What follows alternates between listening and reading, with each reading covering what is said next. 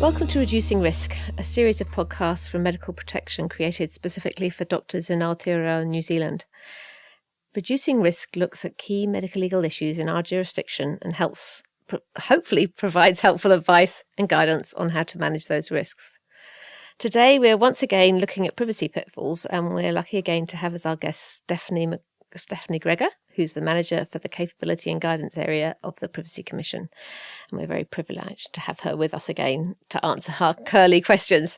So thank you and welcome, Stephanie. Thanks, Lucy. Great to be back. I also have with me my colleague from MPS, Dr. Sam King. Hi, Sam. Hey, Lucy.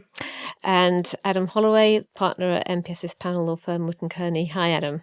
Hello, Lucy. Okay, so we covered quite a lot about requests for privacy with our last privacy and health information with our last podcast.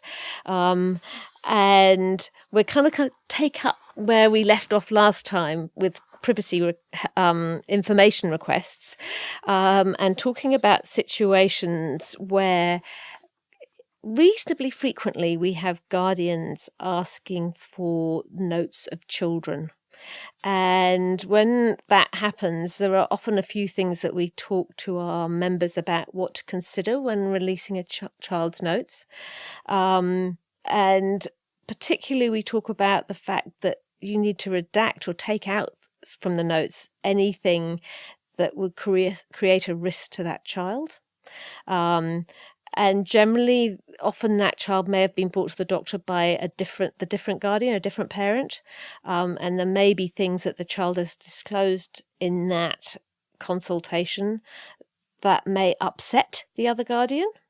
And the question always is, how severe does the risk of the child have to be? Does upsetting the guardian enough?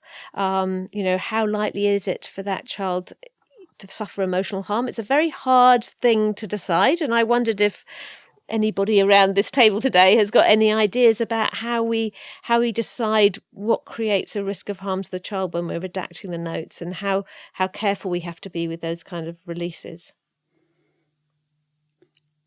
Yeah, thanks, Lucy. I would say quite careful. I mean, if you get it wrong, then actually there is quite a real risk to a young person, and no one wants that. That isn't good. I think, as with a lot of things, this is something that hopefully you can actually rely a bit on your clinical judgment for, is, if in your expert opinion, knowing the child who is your patient, if you think that there is a sort of non-trivial risk of harm that could eventuate and that you can sort of reasonably foresee how that might happen, so not just sort of minor annoyance or, the parent's going to be a bit bothered, then have a think through what is actually reasonably foreseeable as a consequence of the parent or guardian having access to this information. How old the kid is will be relevant. The specific kind of risk, the specific kind of things that have been discussed will be really relevant. With the harm, I always wonder, does harming the relationship with the parent count as harm? If the parent's relationship with the child is going to be damaged, that's a harm to the child. Is that enough if it's a relationship issue that is caused? So it's not physical harm, but it's more that the relationship with the parent is damaged. Yeah, I mean, it's always fact dependent, and always get some advice if you're thinking about this and you're finding it tricky. But I think that sometimes that will be a relevant part of it. The HIPC gives you the ability to take into account what's in the best interests of the child and whether they are opposed to it, and those kind of things. And so that might be relevant, yeah. Yeah, and I think that's one of the things we often talk to our members about, and I'm going to turn to Sam here and ask Sam about this, because, whether you ask the child for their opinion, now obviously that's not necessarily determinative, but I often feel that asking a child, say asking a 13-year-old, your mum's asked for your notes, are you happy for us to release them? That actually puts the child in a pretty difficult situation sometimes. I don't know, Sam, what advice would you give members with a 13-year-old where the parent is asking for notes? Would you ask the child's opinion? I think there's one thing to ask for a child's opinion. I think it's another to make the child's opinion determinative, if that makes sense. And I think that that often 13-year-olds, whilst a lot of them are mature, perhaps they aren't necessarily Gillick competent to make those because of the coercion that might be going on that you are unaware of, and the fear of a parent's displeasure, which the 13-year-old might not disclose to us. So I think that it's far better to be protective of the child, for the GP to make the decision rather than saying that the 13-year-old can make that decision. So you're sense? Saying you can ask them, but you make it clear to both the child and the parent that it's not the child, that you have made the decision, not the child. That's right. The child hasn't made that decision. So it's not the child refusing the parent access, it's the GP. And that can protect the child in and of itself by actually... That's right. That it's not within the relationship that decision has been made. It's by this sort of professional that's a bit removed, and that could also probably be quite good for a relationship in some situations, depending on what's actually in the notes. I mean, we talk about Gillick competence and how a Gillick competent child can make the decision about whether they want to release or not. My question is really, is the child actually Gillick competent in this situation, where they're open to coercion or, they can be threatened by a parent if they released it, that kind of thing. So I think that's what the doctor needs to consider. I agree, Sam. I mean, what we always say is that competence is not binary. You don't always have it or always lack it. It will depend very much on what the issue is and what you're being asked. There will be circumstances I can see where it would be appropriate to get a feel for what the child wants, not only whether they consent to giving the information, and then you've got to bring to bear your judgment about whether that consent's been given in a really properly informed and safe way, but also whether they don't want to. So when a representative is asking for a child's health information, what the code allows you to do is to exercise a discretion. It's another one of those using the word may. So you may decline to disclose some of that information or even all of the information if you're of the view that disclosure would be contrary to the child's interests. And it's interesting that it doesn't use the word risk so much. It just says contrary to interests, which to me is a sort of, it's not a very high threshold. There is room there for a paternalistic approach, or whether you've got reasonable grounds to believe that the child doesn't want that information disclosed, and that may require you to ask the question. Or in circumstances where if it was the child themselves asking for it, there might be a reason not to disclose it under the Act. So you are worried that if the child read this, they might, for example, elevate suicidal ideation or what have you. The sorts of cases that I seem to see more regularly or that are more tricky often will involve situations where there's an established conflict between parents, and for example, one parent has taken a child to see a psychologist or a child development team, and there's been a lot of notes created around that, a lot of history taking, and then the estranged parent has demanded to see all of those notes, exercising their right as a parent. And I think we've focused on these withholding grounds around the child's health information. Another thing I think doctors need to be, or clinicians, because often it is psychologists, need to be cautious about. Sometimes that history taking will actually be the personal information of the parent who brought the child along to the consult. And so there's two filters that need to happen. First, you need to make sure that you've taken out all the stuff that's about the other adult in the room, because their ex-partner is not entitled to that information. It's not about the child.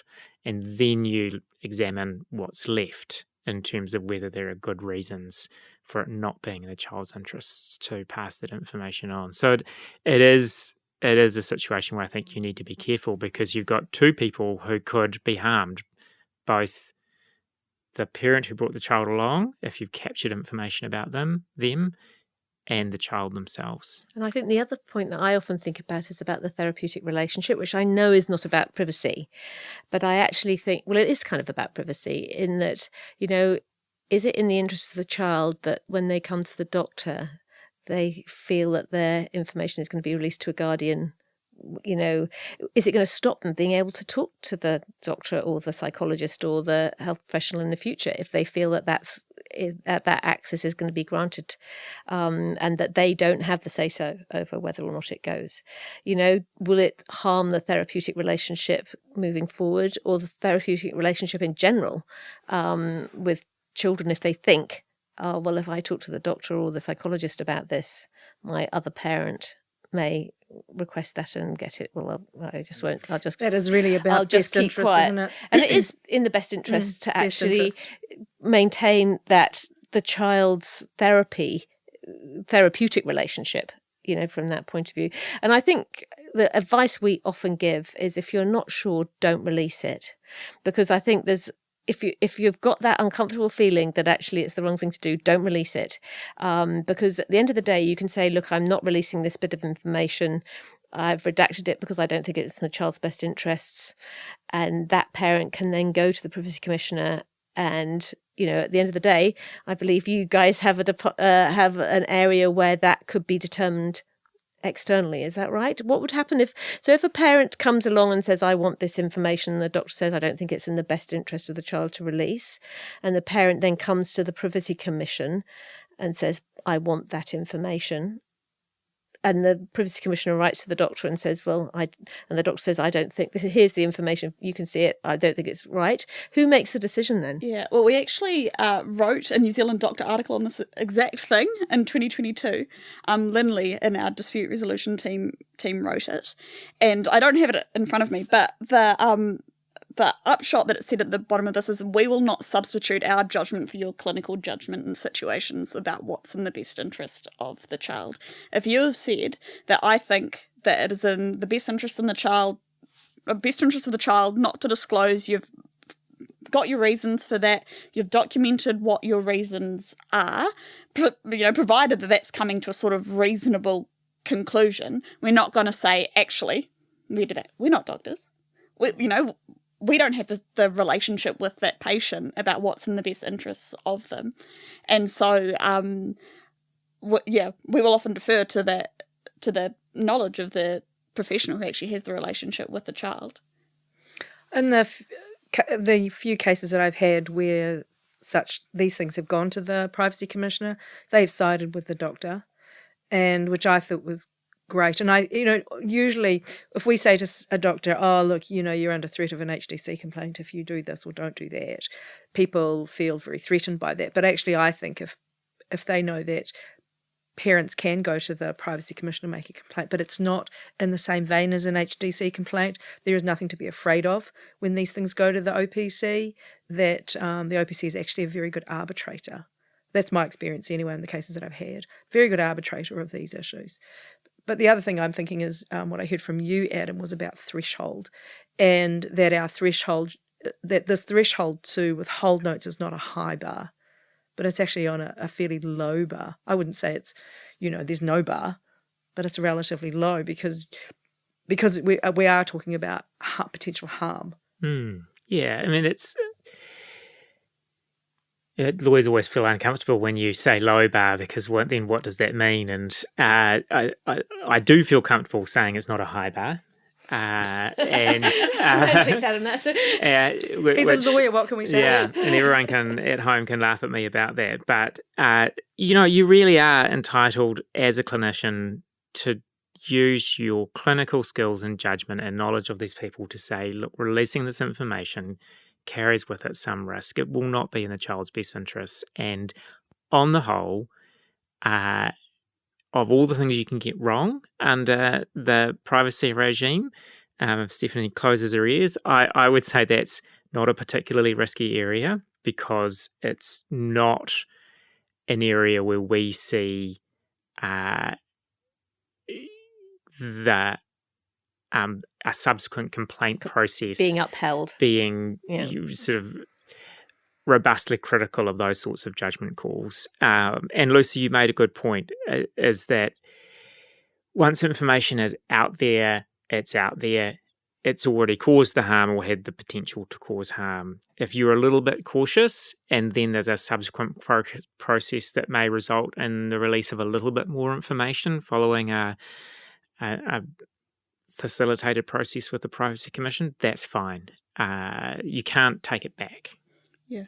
And I think the sort of annoyance of maybe having to reconsider your decision and maybe release a bit more is a lot less than the annoyance to the child of suddenly this, mental health thing that they've been dealing with, or the fact that they've been trying to access contraceptive products is shared to their parents in that way. And if you're thinking always in the best interest of the patient and the best interest of the child, then in a lot of those situations, again, documenting why you're thinking it, but sort of erring on the side of sharing a little bit less if you think it meets that bar, I think is a safe way to do that. I think it's also really a good idea to discuss this with your colleagues. So discuss it with another senior colleague who perhaps know the family, know the child, so that you get a different point of view. And we do often have members call us and talk us through the situation, and we can help advise as well. Yeah.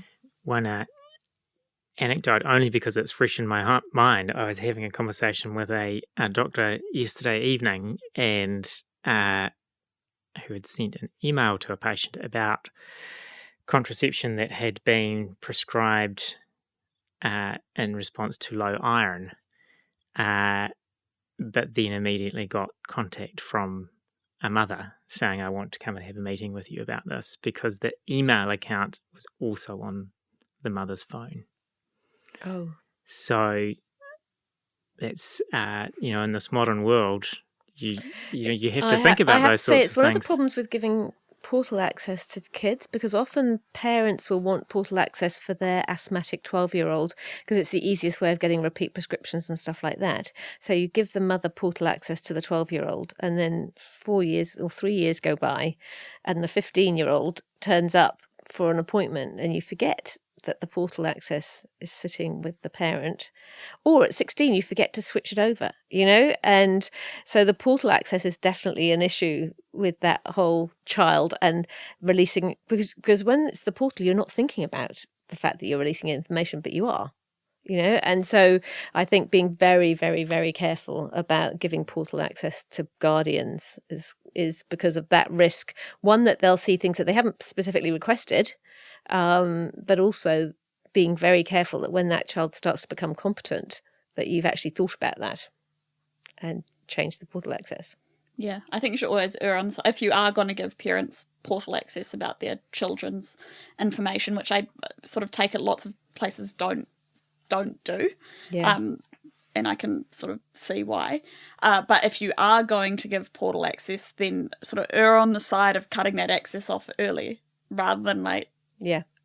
Rather than cutting it off at 16, maybe cut it off at 12. And the parent still has, avenues to ask for certain information at that stage if they want it.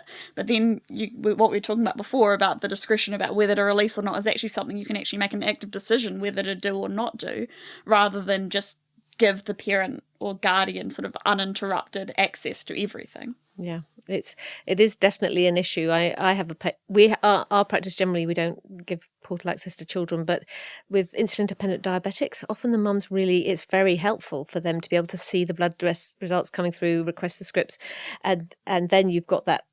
Again, the issue of case-by-case thing, isn't it? It is a case-by-case thing, but and we often talk about setting recalls to remember to switch it off, so that that you don't leave it on by mistake. The other thing you can do is allow access to just the inbox documents and not the clinical notes per se. Yeah, and that's probably a far safer way to do it. Yeah, and you can actually make that choice for each particular patient. Well, that's interesting. Thank you. We're going to talk a little bit about unsolicited third-party information, which I think Sam will agree we get loads and loads of calls about this. And this is when a health agency receives information about a patient from a person other than the patient, And the common scenario here is a neighbour ringing up to say that a patient is driving under the influence of prescription medicines, or that, a wife rings up and says, "Oh, I think my husband has got a cognitive decline," and or a child rings up and tells, So there's somebody else who's got a relationship with that patient who gives you information about that patient. And it puts the doctor often in a very tricky position, because obviously our general advice is that you can't act on unsolicited third-party information unless you've verified it. And verifying it can be difficult, and it particularly becomes difficult when the neighbour or the family member says, "I don't want to be named." So have you got any advice about how you would proceed in that situation? I think that is a very tricky situation. I mean, I've said this 1,000 times and I keep saying it. It's, of course, fact-dependent. In situations like this, maybe a really good opportunity to seek some advice on your specific circumstances. I suppose it also depends on what you're actually being asked to do with the information, or what the decision you're making about what you're actually doing with the information is once you've received it. That could be relevant to actually how you're treating it. The example about the neighbour who has seen someone, they think has seen someone driving under the influence of prescription medication. If they're giving you as a clinician that information, what are they asking you to do with that?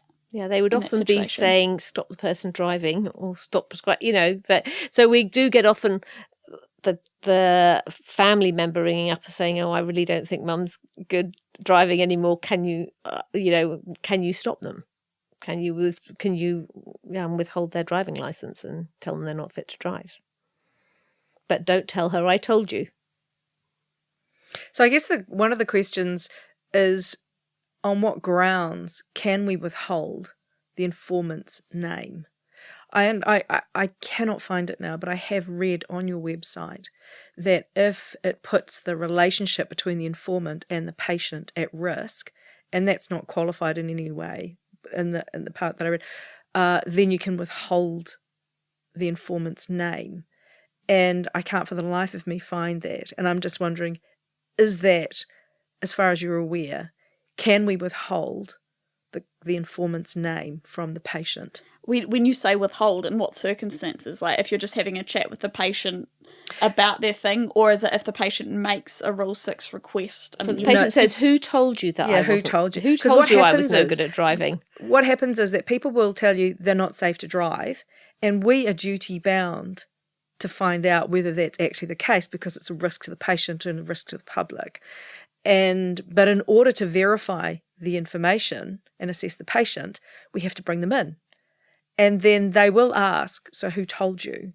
And the question really is, can we withhold that information under any circumstance?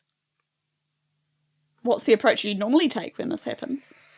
We normally say that that you should never promise anonymity to the person who gives you that information. So never say you will keep them anonymous, and then would consider risk of harm issues about that release. But generally we would say to people, if you don't want us to bring this up with the patient and verify it with the patient, then please don't tell me. I'm going to reject this unsolicited information. Mm-hmm. But if there's a serious risk of harm, really there's an ethical duty not to reject it. You know what I mean? You kind of already know it because they've told you. Yeah.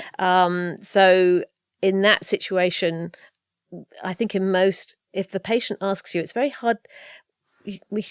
We tell doctors they have a professional obligation not to lie to their patients. Yeah, and sometimes it is just really obvious that exactly. the only person who ever sees you drive a car is this person, and they've told us this. So yeah. But so it's a really tricky situation, and most of the time we say don't lie. But then you do get left with that situation. Is it a serious risk? Yeah. Are there any grounds that we can withhold the informant's name? Because as far as we're concerned, we don't know of any grounds to withhold the informant's name, except what I read on your website that I cannot find since then. I don't know that particular what you're talking about either. I can try and have a look. I know that's not very helpful from within the studio. That's all right. I don't know, Adam, what do you reckon? I completely agree that you should never promise anonymity. I think you should, if someone approaches you with unsolicited information, you should be saying to them, before I use this information, I have an obligation to verify it and check it with the patient and have the conversation with them. I can't act on this information without going back to the patient. And as a matter of principle, there's no reason why they're not entitled to know who's brought this to my attention. In a case where what's being brought to you, if it's not an acute risk that raises an ethical sort of concern, and the person bringing it to you is insistent that they must remain anonymous, then at a practical level, perhaps the best thing to do is to what we call reject the information. Just say, I don't want to have this conversation with you, or I'm deleting this email that you've sent to me because because you're so insistent that I not disclose your name, but I'm probably going to have to do that if I verify the information, and I can't act on the information unless I verify it. If it raises an ethical concern, then, we're talking about safety of the patient or people the patient may be interacting with, if they're the school bus driver or something like that, then the person who's given you that information unsolicited, they've made their choice by communicating with you. And I think the public safety imperative is such that you have to act on it irrespective of what their wishes are, even if that means that annoys them or is disappointing for them. I can see a very, very narrow subset of cases where someone's disclosed information to you, it needs to be acted on, they've said they want to remain anonymous, and they've actually got it's not just a desire, it's an issue of safety. And then I suspect if we worked our way through the Act and the Code, there will be a way to withhold the name in that circumstance, because the reason you're withholding is because you're worried that if your patient knows that it was their cousin who disclosed this, they might go around and assault them. And if that's the judgment call you're able to make, then you can withhold the name. But 9 times out of 10, 99 times out of 100 even, who knows, there's not a good reason to withhold the name. And so you have to be really clear with the person who's brought this information to you that this is part of being a good doctor to your patient, is you're going to have to verify this information and let the people know where it's come from.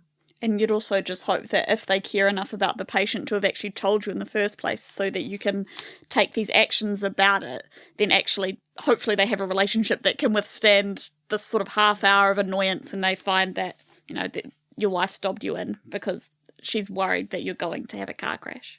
Yeah, and look, we definitely have had cases where patients have found out who somebody has provided the information to their doctor without their knowledge, and it has caused significant issues within a family.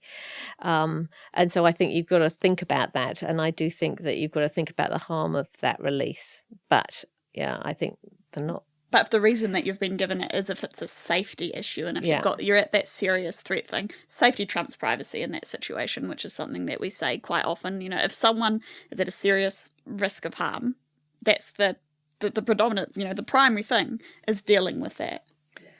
So it's what I'm hearing is threshold. So it's a high threshold to be able to withhold the name of the informant. And so it really is based upon serious risk of harm. To the informant? Yes. Yeah, but also when I'm talking about serious harm, I also mean about for the actual person who's had their information. The patient shared. Yeah. about the thing. If you're getting to the serious harm level with that actually whatever has been brought up as a serious harm thing, then that is probably going to trump in most cases the keeping it secret. Okay, that's really helpful. Thank you. Okay. And I actually understand, I listened to one of your webinars recently, Stephanie, about some updates to the Privacy Act that's coming, which may affect the way we deal with third-party information. Because I understand there's going to be a requirement for agencies collecting information to let a person know if they've collected information about them from someone other than the person themselves. So I'm wondering, is that going to apply to unsolicited third-party information? When you've collected information, do you have to tell a patient that you've collected it? If it's unsolicited, you mean? Yeah. Yeah. Well, I mean, you're right for the first. So this IPP 3A, which is the new privacy principle that will be coming at the start of May next year, as you say, requires that agencies who are collecting information not from the person themselves, you have to tell the person that you've got their information. We're still giving some thought as to how it might fit into the HIPC, but that's a new obligation that's coming into the Privacy Act. It's a collection principle. And the Act says that unsolicited information, collection excludes unsolicited information. But one thing with that is that I think what people think is unsolicited is often a bigger bucket than what I think is truly unsolicited. We say on our website, if you've set up your systems in a way that you're asking for certain information in certain situations, even if you didn't say, hey, Lucy, can you send me this information? And you've just sent it to me. If I've set my system up in a way that is sort of asking you to give that to me and you're sending it to me, that's not really unsolicited just because I didn't specifically ask you specifically the specific piece of information. So one of the things I was going to ask, sorry to interrupt you, but it's really interesting because we were discussing this as well, the issue of if you refer a patient to outpatients and say, please can you tell me what's happening about this patient's headaches and investigate it, and they send me a letter back. So I've got a letter from a hospital doctor that's come into the general practice. So I've collected that information from the hospital. Have I solicited it? Well, I've sent a referral letter. So it's not really unsolicited, is it? Because I've sent a referral letter, it's come in. Yeah. Do I then have to tell the patient every time I get a letter from the hospital? I mean, I think the law will probably require yes, but I think it can be done in a really pragmatic way. If you have these patient portals that you're uploading clinical things onto, I think that's probably enough if you put it on there. And also, they know that. Maybe they don't know the contents of what the specific information is, but actually if they know that you're referring them to this outpatient service, then they probably can expect that something will come back, which, I mean, that's maybe a looser interpretation of what IPP3A requires because it's quite specific in what you need to know. But I think from a pragmatic perspective, in those situations, probably, putting it up in the portal will be enough. But it will be interesting to see how it is applied to the HIPC because a lot of patients still don't have the portal. Yeah, and information is flying everywhere. And I mean, honestly, every day the inbox is full of hundreds of things, and so I'm just wondering, oh my goodness, is this going to be another requirement to? So is the plan is that IPP3A, which is this new information privacy principle about letting people know when you've come into possession of new information about them. Yeah. Will that be reflected in an amendment to the Health Information Privacy Code? And if the answer to that is yes, is there a process of engagement around that? And the reason for me asking this is I've sort of been breaking out in a cold sweat, frankly, after reading the draft of IPP3A and thinking about the reality of primary care, where doctors' inboxes, doctors already get probably underpaid for the amount of hours they spend dealing with their inboxes. And now if there's another requirement to start emailing patients for the 150 things you received that day to say, by the way, just letting you know, I received a clinic letter about you. That's a bit frightening. And the other thing I started to think about, and I don't know whether I'm being alarmist, is things like, and I go to a lot of coroners' inquests where coroners are enthusiastic about platforms like Health One, where you can go and look, okay, what has my patient been dispensed in the community? I should be taking that into account before I prescribe these zopiclones in case they've gone to another doctor down the road and got the same prescription. So you're, in a sense, collecting that information about them by logging on to this platform. And as a matter of patient safety, that's a really positive thing, that if something goes wrong in a coroner's inquest, you'll get asked as a witness, well, why didn't you go and look at Health One? Or the other versions of that for other regions of the country. But if by logging into Health One, you then need to send your patient an email, are you not more likely to not take that step because it's another administrative burden? Well, sorry, there's a lot of questions there. That's okay. I'll go through them one by one. Yes, that is an administrative burden, and I just don't. I mean, we've got some guidance out on IPP3A, which is actually until the 25th of June this year, currently out for consultation if you have any thoughts on it. That's how it applies in general to the privacy thing. I can really see that there are specific health-related issues that this new requirement causes problems with, that people are going to have to think through. When it comes to the codes, so the Health Information Privacy Code is one code that the Commissioner has made. There are many other codes that all sit under the Privacy Act, which all have to be reviewed in light of this new IPP3A requirement. And when they're reviewed, they'll be reviewed in the context of what that code is. And as you'll see with the HIPC already, a lot of the stuff that's come through from the Privacy Act has come through and it has been modified to be appropriate for the clinical space and for that sort of health sector more broadly. I don't yet know where the HIPC amendment will, how that will happen, how that will land up, but I know that when that is being reviewed, that will be done in the context of the broader thing. And I also know that if there are ever any amendments to a code, there is a full consultation process on, drafts and things like that. People will have the chance to have their say on it. But I do really acknowledge that IP3A, I mean, frankly, a lot of people have been freaking out a little bit about IPP3A, which is why I did this webinar you mentioned in Privacy Week, which was not about health information in particular. It was more at that general level. But I think what I would want to say is that it might be tricky, but we're hopeful that particularly through our guidance, we can provide some sort of pragmatic ways to actually be able to do those things. So you're not spending your clinical time sending an email saying, hey, Sam, by the way, I've just collected this information on these kind of things. There are exceptions to IPP3A, including about reasonable practicability, so maybe volumes will be relevant there, those kind of things. So you can panic a little bit, but don't fully panic. I think I'll try not to freak out, and I will. I'll sit and put my energies into engaging with the consultation process. Okay, so moving on. The next thing I thought would be useful to think about was about clinicians sharing health information with other clinicians who are involved in the patient's care. And this was a particular call that we had regarding sending antenatal test results to the local antenatal clinic. So this is where a patient is seen in early pregnancy and has a scan and blood test done. Mm-hmm. At that time, they're not engaged in the hospital antenatal system, but there's an expectation that they may be. And from the hospital's point of view, it's useful for them to have that information however many months later. When that woman turns up, it's useful for them to actually have access to it. So over the years, there has been systems whereby all antenatal bloods, all antenatal scans get copied into the antenatal clinic unless you specifically ask not. The question is that the antenatal clinic aren't actually involved in their care at that time and may in fact never see the patient.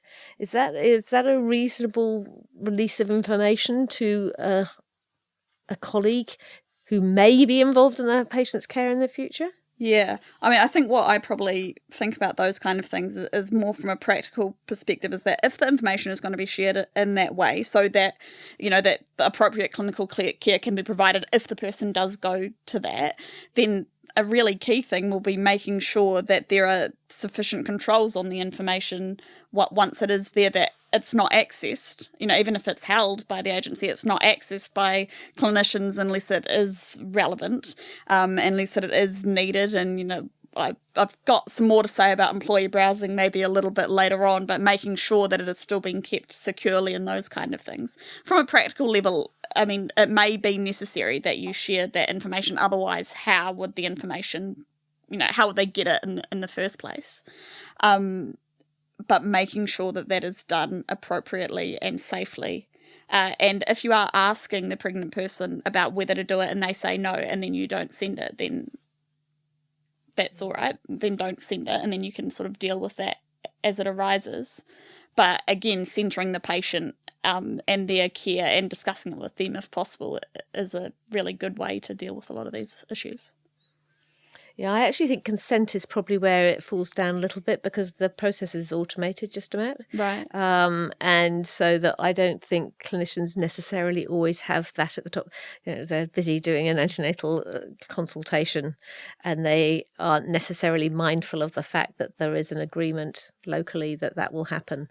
And so I think maybe consent is an area where sometimes that's not done as well as it could be. Yeah, it might also come down to the purpose that you're collecting it and what you're telling the person when you're getting that information and then sending it off. Consent is one way. I know, authorization is really fundamental in health and in the HIPC, but it's not the only way. For those regions where we've got Health One or in Auckland we've got Test Safe, it's easy because the clinicians in the hospital can just pull it. If the patient's sitting in front of them, they'll go, oh, yeah, let's just look at your results, and there it is. So it's easy. But I think in some regions, I don't know that they don't have access to that. That's much more difficult, isn't it?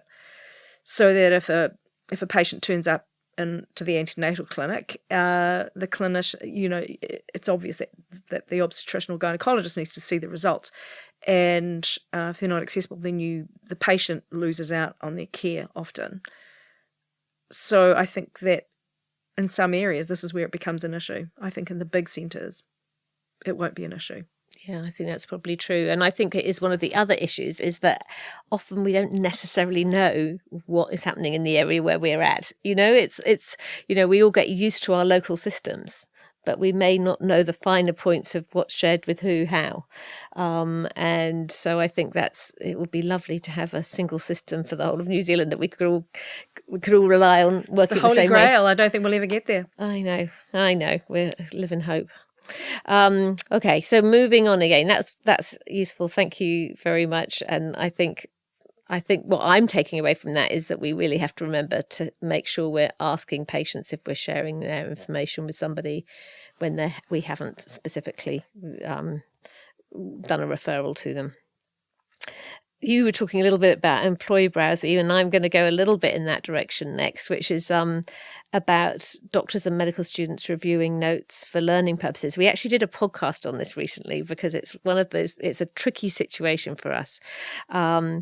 Because often in those situations, the doctors and medical students access notes of patients, or may do, when they're not directly in the treating team, but they are doing it because they either are preparing a talk or it's a case that their consultants directed them towards, saying that's a really good learning case for you. You've got your exams coming up. I think you should have a look. And I think that we have so much more now that the hospitals are often auditing who's accessing what and who's looking at what. And so we have a steady stream of doctors who get in trouble for accessing notes of patients where they weren't directly involved in their care. And I think specifically looking at the learning purposes, what would be allowable and what would be considered inappropriate under the privacy code is an issue for us.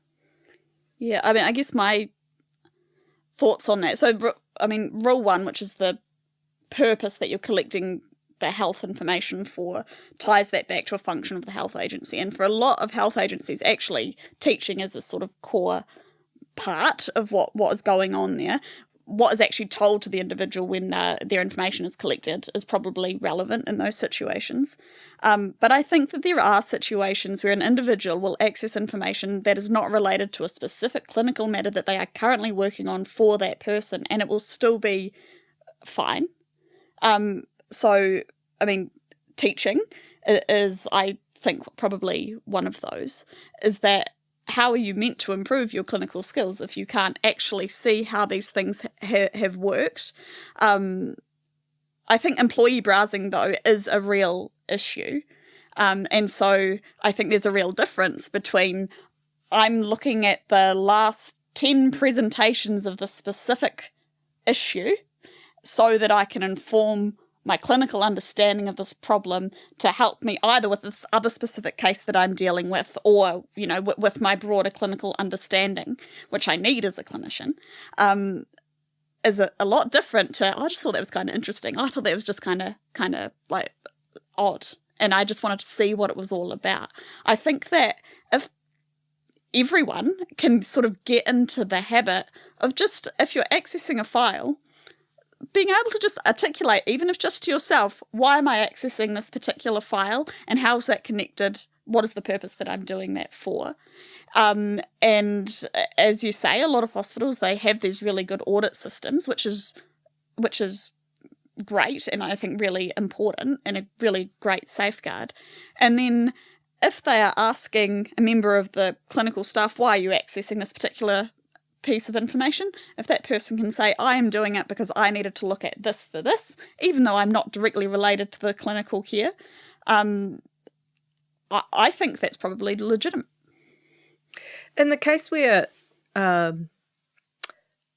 know that in teaching hospitals, which pretty much all New Zealand hospitals are teaching hospitals, they do have signs up to say that you'll sometimes have medical students, but it generally states that medical students will be part of the care that's provided, so they're part of the clinical team who are looking after the patient.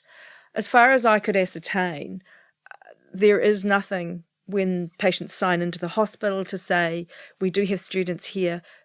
Sometimes they will be looking through health records of patients where they have no clinical contact with, and, you know, are you okay with that? So is it enough that the hospitals say, yes, we've got med students and they'll all be learning and they might be part of the clinical team? Would you consider that to be adequate consent? Or do you think it would be better to be, or do you think it more appropriate to be more specific than that? I don't know. Do you have any thoughts on that, Adam? I mean, this is in the context of a particular case that arose. At least that was when the issue first came to my attention, and it was an example where an RMO, so a registrar, was looking for particular sorts of medical images, or presentations of a particular thing, because for their learning. And it was picked up on audit by the hospital. And two things occurred to me. One is that there probably is room for improvement in the privacy space in hospitals about being clearer around the potential uses of the information that's gathered. I think the signs or the forms or just the kind of the small print probably doesn't, I'm guessing, in most cases address that, and there's no harm in actually being upfront and saying this is a potential use of the health information. But the other thing that occurred to me is that what might be permissible in the privacy under the Act or under the Code, and it was encouraging hearing your attitude to that, won't necessarily always completely align with the employment policies that an organisation might put across access to their IT systems. And so you can have that mismatch where actually from a privacy perspective, that learning's okay. And while obviously the information won't be anonymised as soon as you access it because the patient's name will be there, your use of it, your intended use of it is anonymous in the sense you're just interested in looking at this one image because it's an example of a series of 10 of this particular presentation. And frankly, the health system in New Zealand would cease to function if people couldn't Yeah. make that use of health information. We would have to import all our doctors. But in order to go and look for those images, you're not necessarily acting in accordance with your hospital's sort of access IT policies, which tend to be more black and white and draconian than the Privacy Act. And so not only is there room for improvement around being clear with patients, but also room for improvement in terms of those internal policies so that people don't end up in trouble for doing something that not only from a social perspective is an absolute imperative that we can train doctors and allowed for under the code. And I think my view was when I worked through it, I thought it was allowed. Obviously, so long as you are not doing it just for interest's sake, but you've got a genuine learning purpose. So all of this is both permissible and desirable, but then you're still getting in trouble because you clicked a box to go into the computer system to say I'm involved in this patient's care when plainly you're not. Do you think sometimes that's because the hospitals are concerned that if they're saying, look, it doesn't matter if they're a teaching hospital with medical students, actually any hospital with any doctors in it, they're learning all the time, aren't they? That is the reality of it. So any hospital you turn up at, there's going to be junior doctors who are learning. And the thing is, I think if the hospitals became more careful at saying to patients, this is a learning environment, we're gathering your health information for your care, but actually we're also gathering it for training the future health workforce. And if they were more upfront with that, I would think they'd say, well, we've got a problem then, because what if the patient says, well, I'm happy for you to gather it for my health information, but I don't want to be involved in the teaching part of this. I would like to opt out. Then the hospitals would have to have a system to allow that to happen, and they don't have a system. So I'm thinking they're setting their draconian policy because they're thinking we're protecting ourselves because we have no system to actually allow people to opt out of that part of their that may use well of their be right, information. but it is... That doesn't address the employment policy or the access policy if that is more tightly brought in than actually what would be useful. But what I'm hearing, pulling it from the ether, is that the fact that it is a teaching hospital, i.e. all of the hospitals in New Zealand, and that people know there are med students, they know there are registrars, trained doctors in training for specialties, that is sufficient you would think for the patients then to realise actually young junior doctors and students will be learning from my case. Am I hearing it right? So you don't need more explicit consent. The fact is that patients in general know that this is a teaching hospital and that students are going to be part of the team and therefore looking in patient notes. Yes, but I still...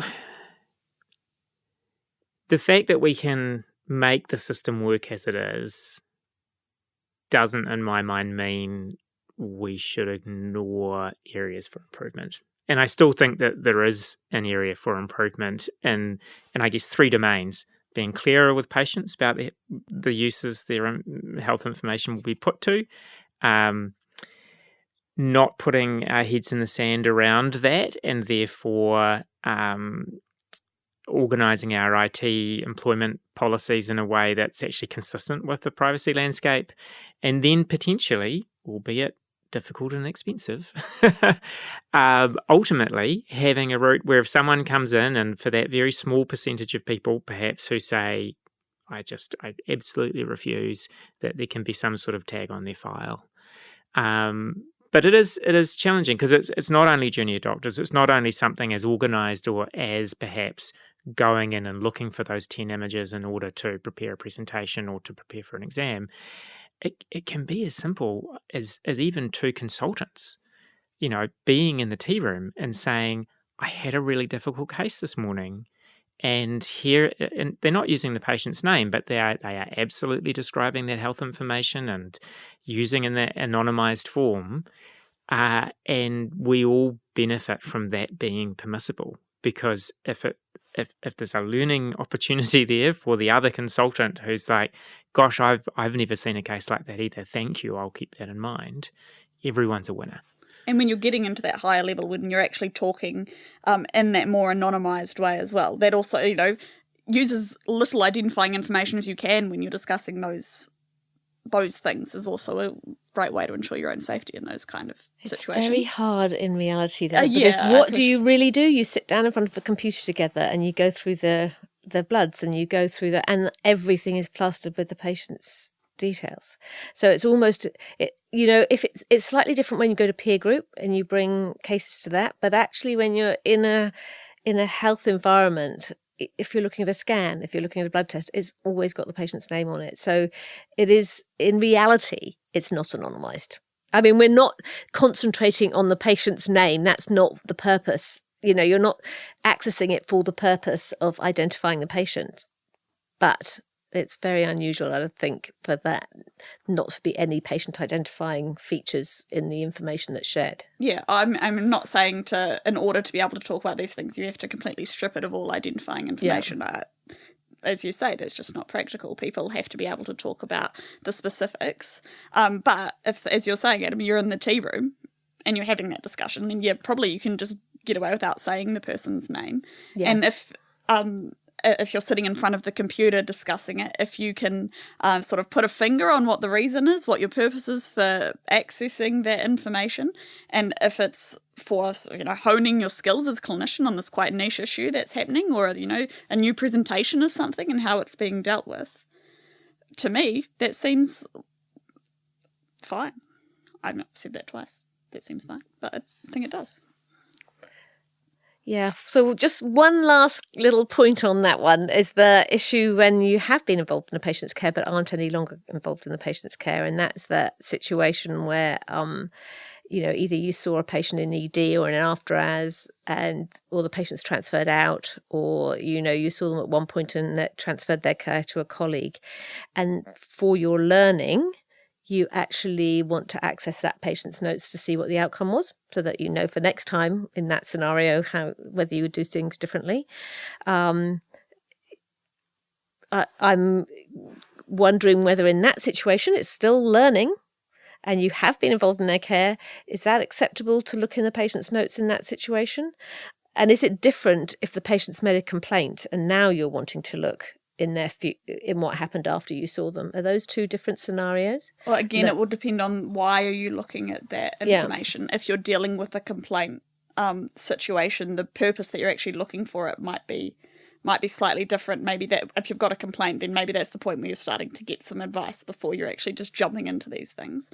But if it is someone who, you gave this care and now they've gone, if you can sort of put your finger on what your purpose is for accessing that information, and if, like you say, it's about the consequences of your clinical decision making, so that you can make sure that you are making appropriate, fully informed and tested decisions in the future when similar things come up, sure, go for it. If it's just that you're sort of interested and it's just about browsing and you're just kind of curious, I think that's a different thing. I think if you can just sort of get into the habit of putting your finger on, why am I looking at this? What is my purpose? It will usually be clinical in some way, but not necessarily directly related to that person. Fine. And if that's a legitimate reason, then I think it's okay to look at that information. That's nice to hear. We're often very, very careful with doctors, particularly when there's been a complaint, to say don't look forward, because actually you're not involved in their care anymore. You don't necessarily have rights to that. But I kind of think for the purposes of learning, I think it's probably commonly done. Yeah, and I think if there is a complaint, like I said, that's quite a different kettle of fish there, and you should be really approaching that with care. But if the hospital was to come to you at the point where you were looking at information, it showed up in the audit that you were looking at this information about this patient who had this issue that you treated, and then they went off to another part of the hospital. If the hospital comes and says, why did you look at this? You say, well, this is because this was the particular presentation I wanted to see if what I did was effective. It was, and I'll use that again in the future where appropriate. Yeah, that seems okay.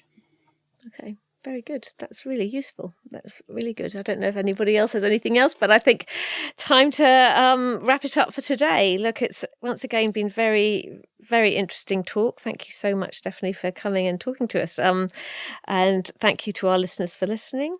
We have got one more podcast with Stephanie coming up. So I hope you'll tune in for that one. As we always say, the discussion today has been about principles. If you have a specific issue, please do ring us and get some specific advice. Privacy is often very case specific, and it's really important that we don't make our decisions on generalities. If you like medical protection podcasts, please subscribe and leave us a review. If you would like a podcast on a specific topic, please email us on nzpodcasts@medicalprotection.org. And otherwise, hopefully we will have you all here for our next podcast with Stephanie when it drops. Thanks Sam. Thanks Adam. Thanks Stephanie. Thank you, Lucy. Cheers.